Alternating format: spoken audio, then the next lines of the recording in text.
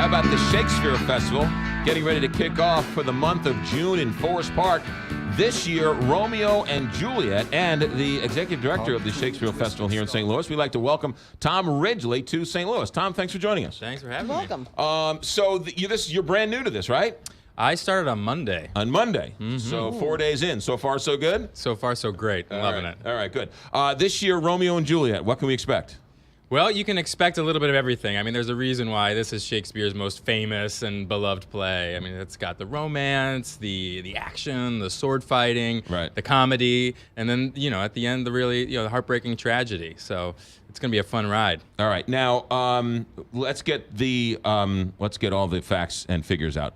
Free and open to the public. Free and open to the public. There's no gates, there's no tickets. Everyone is welcome. You can come early, you can lay it on the lawn, you can enjoy whatever we bring, and a beautiful show. Since you're new to St. Louis, you've never probably been to Forest Park. It's just beautiful, isn't it? It is gorgeous, yeah. I mean, I've been several times now, and it is absolutely a gem. And the show looks beautiful. They just got to the stage last night. It was their first time under lights. It's looking great. So you can bring branklets, you can bring wine, you can bring cheese, you can bring your friends, and Absolutely. have a nice night out, right? Yeah, or you can come and pick up everything there. There's concessions and things, and it's a beautiful way to spend a summer evening. What time does it start every night? Show starts at 8, but people start showing up as early as 5:30 to hang out and start to unwind. Right. Now, where is it in Forest Park? It's in Shakespeare Glen, which is on Fine Arts Drive. It's just down the hill from the Art Museum. Okay, good. And it's every night, or are you taking a Sunday off? Every night but Tuesday, so Wednesday through Monday at 8 p.m. Okay, and it starts June 1st. June 1st is the official opening, but there are previews on the Thursday or the Wednesday and Thursday before. So if you want to catch it in progress, you can. How did you how did you come to this job? How did you get here?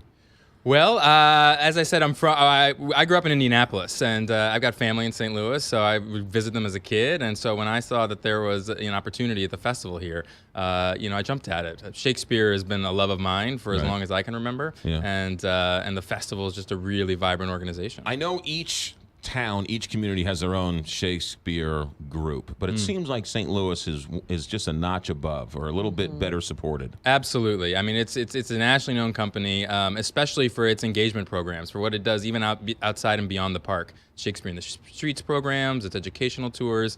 Those are really innovative programs that a lot of the other companies don't have. Yeah. I know we bring in some actors from out of town. Do we have local actors also? Yeah, this cast is like 50-50, actually. It's great. It's sort of half St. Louis actors and then half actors that were cast out of mostly New York, but I think there's one from Chicago, too. Yeah. We won't hold that against them. No. I've also heard that and I love when they do this, when they take Shakespeare and they make it modern. Talk about that. Well, the amazing thing about Shakespeare, people think about Shakespeare, they think about the language, and it's beautiful. But the most amazing thing about Shakespeare is what he shows us about ourselves.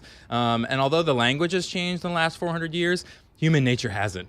So he's showing things that we still see every day. Young guys on the street hanging out, looking for a good time. Young women sort of like coming into their own. Parents feeling anxious about all of that. And what happens when on a hot summer day when things get a little out of control. Yeah. It's also interesting. I was thinking about this Romeo and Juliet. I mean, it's salacious. Even today, it stands the test of time. And probably some people might get a little upset that you're running Romeo and Juliet, right? I mean... Well, the language is surprising. It is. Shakespeare did not pull any punches about what it is to be a young person in love and feeling all those feelings and having those experiences. Yeah. So, to read it with fresh eyes, it does leap out at you. Oh, wow, he's getting real. Yeah. All right, so anything else throughout the year we should know about with the Shakespeare Absolutely. Blow Winds, which is our Shakespeare in the Streets adaptation of King Lear, is happening on the steps of the Central Library, June 15th and 16th. Okay. That is also free. Right. And that's an amazing community collaboration where they spend a lot of time collaborating with different neighborhoods to sort of tell the story of St. Louis, right? Using the Shakespeare play. Yeah, all right, and then in the fall we have In the Works, our first venture into non-Shakespeare programming in October. Explain that. There's a new play called Into the Breaches, which is about a group of women during World War II while all the men are away, putting on a production of Henry V.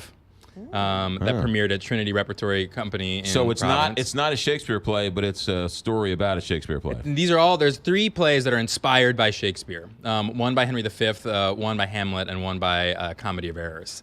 So there will be a festival of those new works happening at the Grandel in October. But isn't every single story inspired by Shakespeare? You can make a fair case for that. You can make a good argument You there. could. Yeah, it's really interesting. All right, now, so website to find out more if people want more information? sfstl.com. All right, and it runs June 1st through the 24th. No Tuesdays.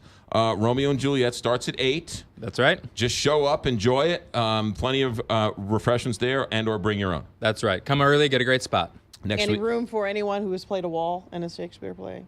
I would need to talk to their agent. McGraw. Yes, I told him I don't audition. audition. Right. I don't He's audition. offer only. Offer only. Yes, please. All right, so I'm going to be in New York next week. Oh, great. Recommendations for musicals. There's a beautiful show called A Band's Visit, which is not your everyday musical, but it's a really, really touching story. And there's a really wild play called Dance Nation, which is sort of off Broadway if you're into something a little more adventuresome. Dance Nation, and then what was it on? The band what? A Band's Visit. A Band's Visit. Is that the one about the 60s?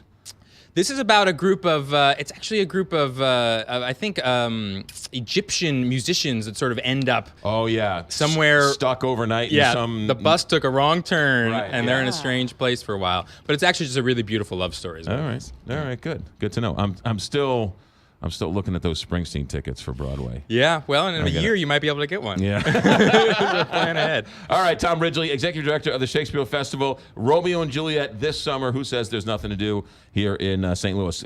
Good luck. Enjoy great St. season. Louis. And if you need us, give us a holler. Will do.